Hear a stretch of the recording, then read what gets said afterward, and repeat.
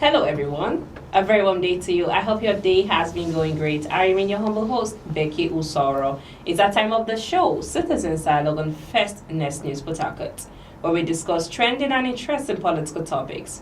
Joining me on set to have this conversation is King Sojalo and Zach Jimmy. Sit back, relax, and enjoy all we have for you on this episode. It's a pleasure having you both on set. Thank you. Thank you, Becky. Amazing. All right, thank you. All right, you're welcome.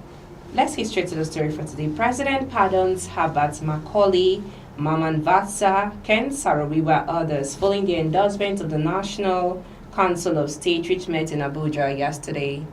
Jalo, what do you have to say to that story? I think the move of President Ahmed Bola Tinubu, it's to me, I also see it as a welcome development in some extent, but for the fact that there are tragic situation on ground, and he claims to give a deaf ear towards it.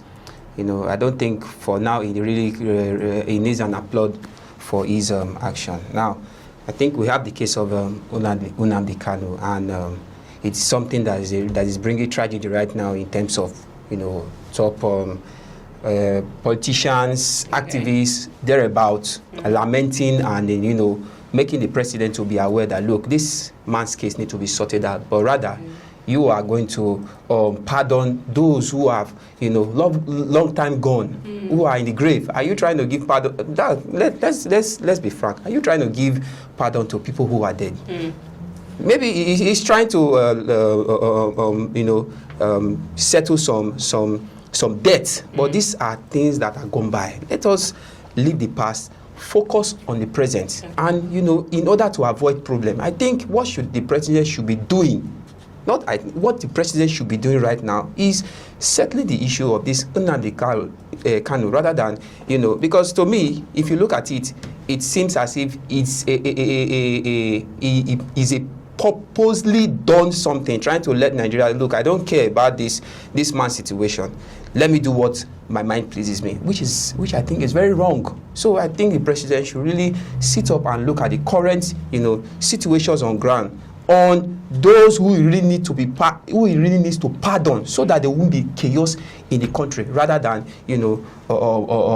looking into the past events and giving a pardon to people who I think have gone by a long time ago. Thank you so much. Zach, do you agree to that conversation? Okay, Mr. President, courtesy of Section 175 of the 1999 Constitution, gives him the power to carry out progressive mercy, which is he has the right to pardon whoever he chooses to pardon, but not just with himself alone. He must meet with the Council of State, and when they meet and then they agree, they can now go ahead. The Council of State can also have the Attorney General, past president, and of that. And also Section 212 gives the same power to state governors, but this time around they will meet with the Advisory Council. The Advisory Council can also have the State Chief Judge who will submit a formal petition and all of that. Mr. President, at the level of the federal government, under Section 175, we'll look into it and say, okay, this set of persons, they are okay, I'll pardon them, and they will go. For governors, Section 212, the governors can just look into it under state laws. Okay. Under state laws. But for that of Section 175, which is the federal, which is the president, is under federal laws. But now, let's look at it again. Yesterday, Mr. President gave a posthumous pardon to the light of Albert Macaulay, Vasta, and the rest of the Ken Saro-Wiwa, and the rest of the people who fought or who had issues. Let me use the word issues with the government of the day. But let's hit the nail on the head. Let me start from Ken Saro-Wiwa, the Ogoni leader. His case was brought before Obasanjo. Obasanjo refused to accept a pardon for him, but Tinubu has accepted it. Great one.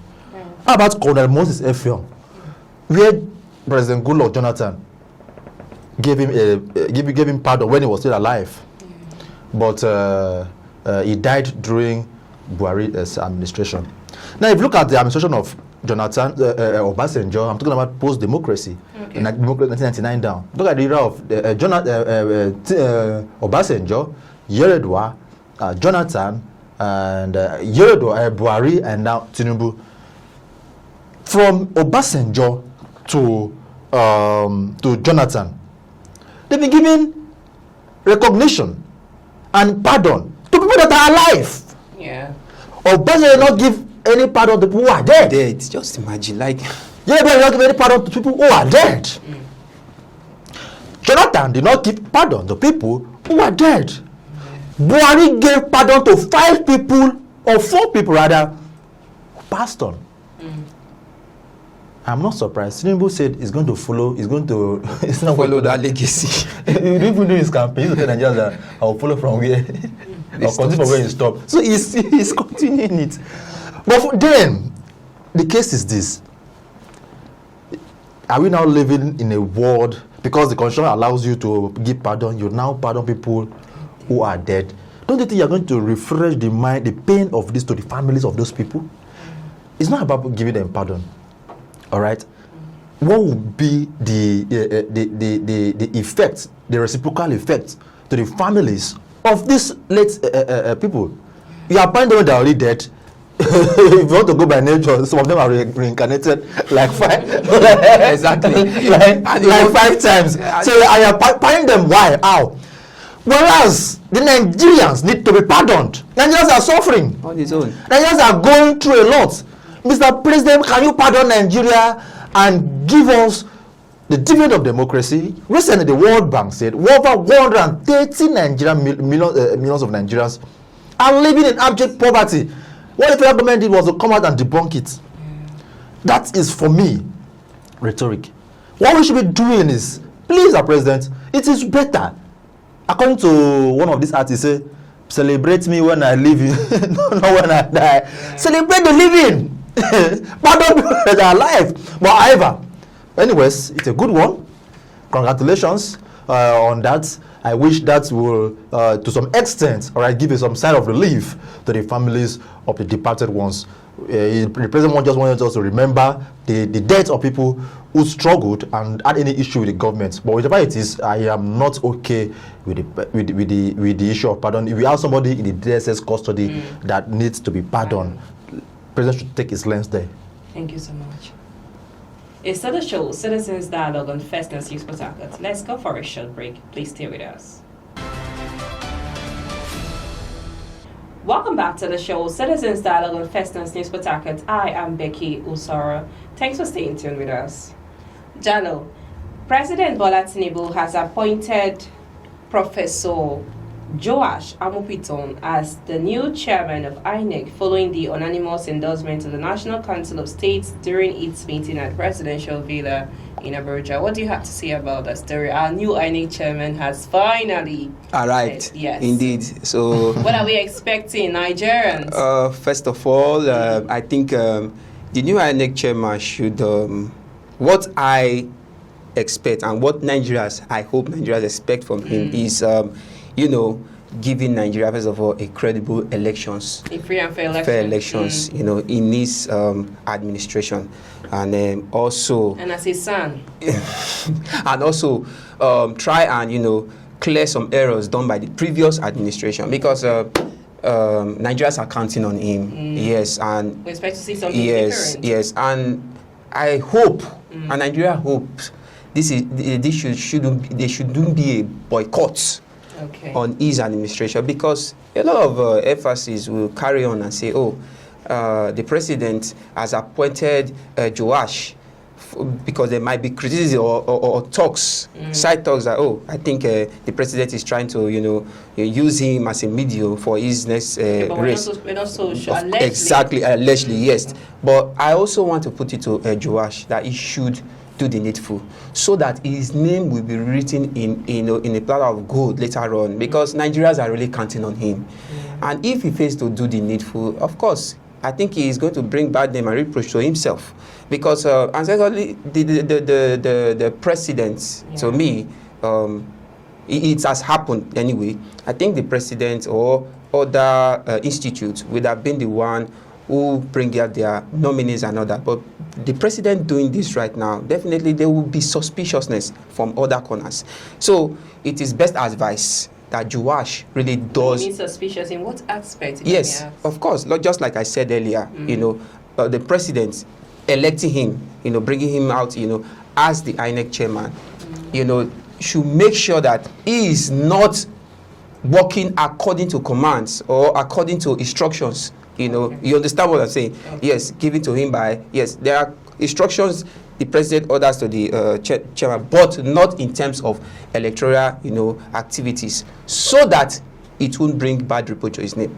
So that is it for Joash. What do you have to say to that story? Well, first of all, congratulations to Professor Joash Amokuiton from Kogi State, who has been appointed as the new boss of Independent National Electoral Commission, although is awaiting confirmation from the Senate. Already we can preempt the Senate that the Senate is going to confirm that. But be that it may, congratulations to him. We've had a new INEC chairman. But now the question is this, what are the expectations of Professor Amokuiton in his new role as the head of the electoral team? It will be saddled with so many responsibilities. 2027 is already the corner. The time is clicking, and the environment is getting heated, and the quality of the day is gathering its energy towards 2027. So Nigerians will be asking themselves, what will be the expectations from Amokuiton? Is it going to be like his predecessor? Are we going to have same results? Are we going to have some improvements? Of course, yes, congratulations again, like I said. He's a professor and he's a senior advocate of Nigeria, meaning that that means he understands the rudiments of the law. Yes. And then Nigerians also do not forget that by his virtue as a legal legal practitioner, of course, or an expert, as the word may likely say. All right, he is expected to first bring his wealth of knowledge and from the legal angle to bear when it comes to electoral issues. Because the last elections in Nigeria, we see elections, election results decided by courts. Not even by electoral umpire. The election NI will tell you won, and next they will tell you go to court. So it's as if the court is now the deciding factors which of makes results. democracy childish. So now we're having a lawyer, of course, an experienced lawyer who has grown to the level of a senior advocate of Nigeria. And we should be having results that reflect the true position of the electorate. Of course, it should not also promise Nigerians too much, because I believe that what they do is that they come maybe on his first speech, maybe President Nigeria, I will do this, I will do this. We don't want to hear all the reforms. The likes of Yakubu Mabu, he said so much, he requested so much, and Nigeria gave him so much. An Englishman would tell you, to whom much is given, much is what? Expected. Nigeria gave Mahmoud so much, but we got little or nothing.